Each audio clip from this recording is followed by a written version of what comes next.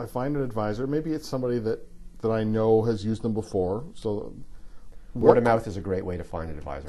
It actually is? It's not, absolutely. You know what? The first step is... I know it works for plumbers. Well, you know what? I think it works in any profession. To me, there's nothing better than having someone say, I use so-and-so and they're great.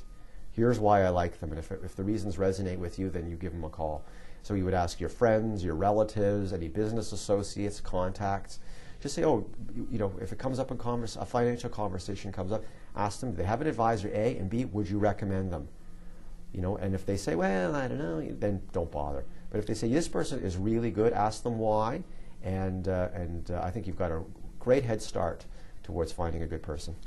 When I'm having my first chat with my advisor, what are the things that I should, you know, jump up out of my chair, run out the door as fast as I can if I hear coming out of the mouth of that advisor? Okay, let me preface the answer to that question by saying that when you sit down with an advisor, it's an exploratory get-to-know-you session. You're not hiring on with this person. It's first date. Exactly. You're interviewing them. Maybe it'll go somewhere. Maybe it won't. I think the advisor will understand that, and the client should understand that too. You should never feel any obligation to start doing business with an advisor just because you went in and took up 45 minutes of their time. Now, what questions should scare you?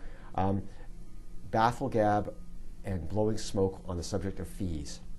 If they won't come clean and be very forthright about fees, then that's a very, very worrying sign. I mean, advisors are paid. A lot of the money that they're paid are folded into the cost of buying and selling investments, and so they're sort of hidden unless you know where to look for them. But advisors deserve to be paid. They do good work. They basically, ultimately, and ideally secure your financial future. They should be paid. And I think if they were true pros like lawyers and doctors and engineers and accountants, they'd say, oh yeah, I pay. Here's my fee schedule. And I think we're slowly moving in that direction. But if you get an advisor who doesn't really take some time to show you how he or she is paid, then that's a really bad sign. Another bad sign is if they talk in jargon and you don't understand what the heck they're saying. You know, if instead of talking about stocks, they talk about equities, if instead of talking about bonds, they talk about fixed income, that's a sign of someone who is just not in touch with clients, because clients don't want that kind of talk. They want stocks, they want bonds, they don't want to know about the volatility of the markets, they want to know about the risk of losing money. And if they can't talk your language, then that's probably not a good fit either. Who out there these days is blowing it so big that you wouldn't touch them with a 10-foot pole? The quick answer to that question is I don't see anybody who is like, I'm not a big believer in black and white. This type of product is all bad. This product is all good. I mean, I could tell you some few products I don't really like very much at all. Principal protected notes, that's like I'll invest in the stock market, but I can't lose any money at worst. That's just a rigged game to make money for the investment industry.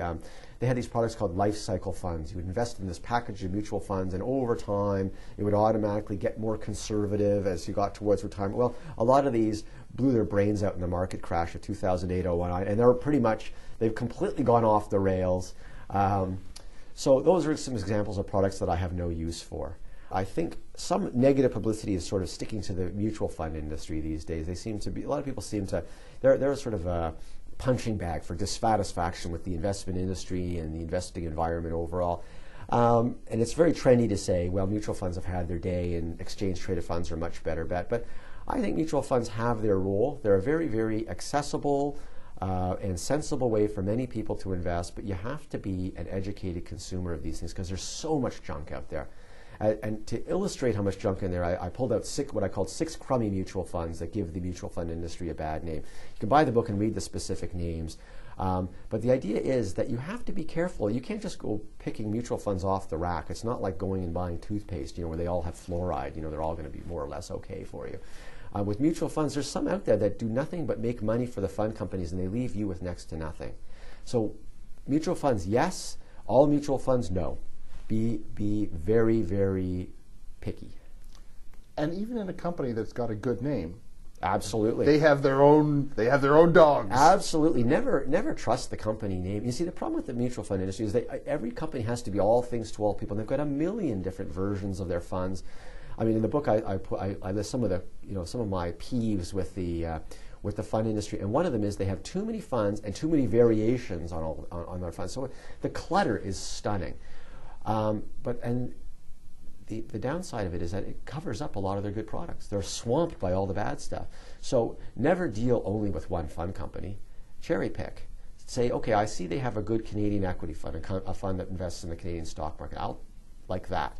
But their bond fund, terrible. I'm going to go to another company for their bond fund, and I'm going to go to another company to get my exposure to the U.S. market, and another company to get my exposure to the global stock markets. And there I'll have a portfolio put together. That's the way to do it. No, you know what? I don't think there's any single company in any aspect of the financial industry that does everything well, and you can give all your business to them. Don't give it all to your bank. Don't give it all to your mutual fund company. Don't give it all to your investment advisor. The book is Rob Carrick's Guide to What's Good, Bad, and Downright Awful in Canadian Investments Today. And Rob Carrick's Guide to Good, Bad, and Downright Awful, that's a very long title. Yeah, I know. It is published by Doubleday Canada.